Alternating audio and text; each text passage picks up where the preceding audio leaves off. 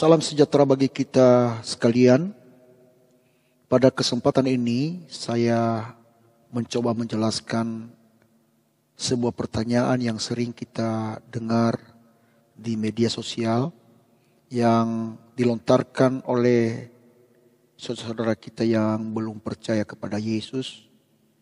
Dan saya berpikir juga kita sebagai anak-anak Tuhan atau orang-orang percaya, kita memiliki suatu kewajiban untuk mempertanggungjawabkan iman dan pengharapan kita kepada orang yang meminta pertanggungjawaban. Jadi pertanyaannya begini saudara, mengapakah Yesus harus mati? Kok Tuhan mau menjadi tumbal? Manusia yang berdosa kok Tuhan yang harus jadi tumbal? Memangnya manusia itu berdosa sama siapa? Sampai-sampai harus Tuhan yang mati. Kalau dia Tuhan, ya tinggal dia mengampuni dosa saja, kan sudah selesai dosa itu, beres. Nah tentu kita dapat memaklumi pertanyaan ini dikarenakan orang yang bertanya belum memahami alasan mengapa Yesus harus mati. Nah untuk itu saya mau mencoba menjelaskan beberapa alasan mengapa Yesus harus mati, saudara. Nah, Alkitab menjelaskan bahwa Yesus mati bagi dosa-dosa kita. 1 Korintus pasal 15 ayat 3 sampai dengan 4. Demikian firman Tuhan, Kristus telah mati karena dosa-dosa kita sesuai dengan kitab suci, bahwa ia telah dikuburkan dan bahwa ia telah dibangkitkan pada hari yang ketiga sesuai dengan kitab suci. Nah, bukti-bukti meneguhkan bahwa Yesus yang tidak berdosa telah mencucurkan darah dan mati di salib. Alkitab menjelaskan mengapa kematian dan kebangkitan Yesus menyediakan sarana satu-satunya jalan keselamatan masuk ke rumah Bapa atau ke dalam kerajaan surga. Kita melihat alasan pertama adalah hukuman dosa adalah kematian. Ketika Adam dan Hawa jatuh di dalam dosa, dan mereka telah melanggar perintah Allah, Allah harus menghukum mereka. Tentu kita tahu saudara, seorang hakim yang membebaskan pelanggaran hukum bukanlah hakim yang baik. Demikian pula tidak adillah kalau Allah mengabaikan dosa sebab dia adalah Allah yang maha adil. Kita tahu karakter Allah bahwa dia adalah Allah yang maha adil. Maka ganjaran untuk orang-orang yang berdosa harus mati di dalam neraka. Di dalam Roma pasal 6 ayat 23 dikatakan demikian, sebab upah dosa adalah maut, tetapi karunia Allah ialah hidup yang kekal dalam Kristus Yesus Tuhan kita.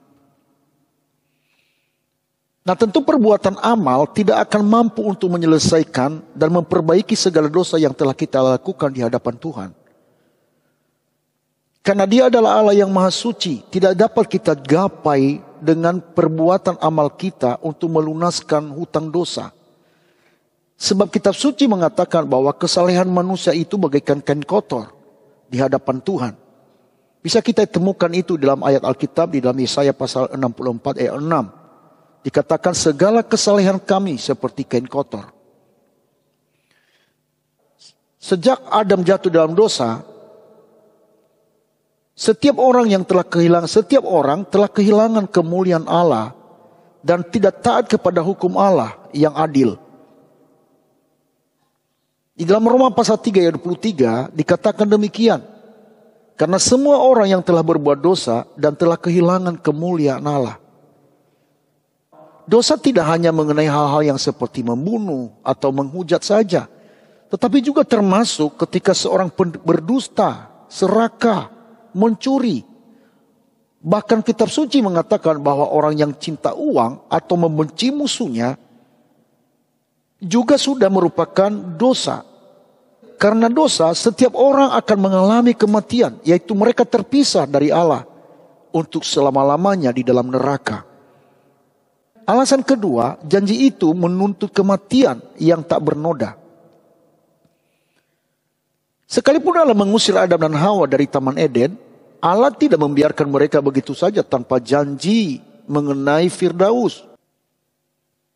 Allah berjanji untuk mengirim korban yang tak berdosa untuk menanggung hukuman yang sepatutnya mereka tanggung.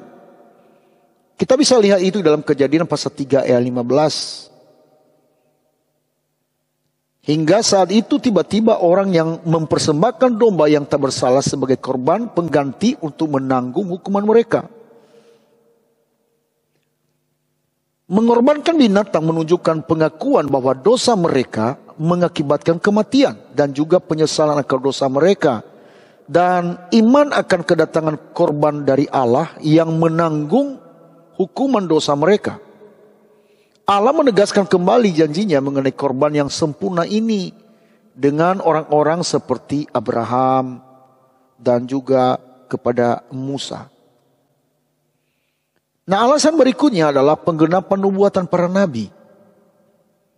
Dari Adam sampai kepada Yesus, Allah mengutus para nabi kepada umatnya manusia untuk memperingatkan mereka tentang hukuman dosa dan menubuatkan kedatangan juru selamat yang menebus dosa manusia. 700 tahun sebelum Yesus atau juru selamat dilahirkan, Nabi Yesaya menggambarkan dia. Bisa saudara baca itu di dalam Yesaya pasal 53 ayat 1 sampai dengan ayat 12. Nah, beberapa nabi membandingkan datangnya sang korban dengan seekor domba disembelihkan karena dosa-dosa orang lain. Berabad-abad kemudian nubuat Yesaya dipenuhi dalam diri Tuhan Yesus. Karena hanya Yesuslah yang sempurna, lahir dari anak perawan Maria. Yesus tidak memiliki ayah secara biologis. Karena dia berasal dari Allah. Karena dia adalah firman itu sendiri. Bisa kita lihat itu di dalam Lukas pasal 1 ayat 34 sampai dengan ayat 35. Demikian firman Tuhan. Kata Maria kepada malaikat itu, bagaimana hal itu mungkin terjadi? Karena aku belum bersuami. Jawab malaikat itu kepadanya, Roh Kudus akan turun atasmu dan kuasa Allah yang maha tinggi akan menaungi engkau. Sebab itu anak yang kau lahirkan itu akan disebut kudus, anak Allah. Berarti dalam ayat ini digenapilah apa yang dikatakan di dalam Kejadian pasal 3 ayat 15 tadi. Dikatakan demikian, aku akan mengadakan permusuhan antara engkau dan perempuan ini, antara keturunanmu dan keturunannya.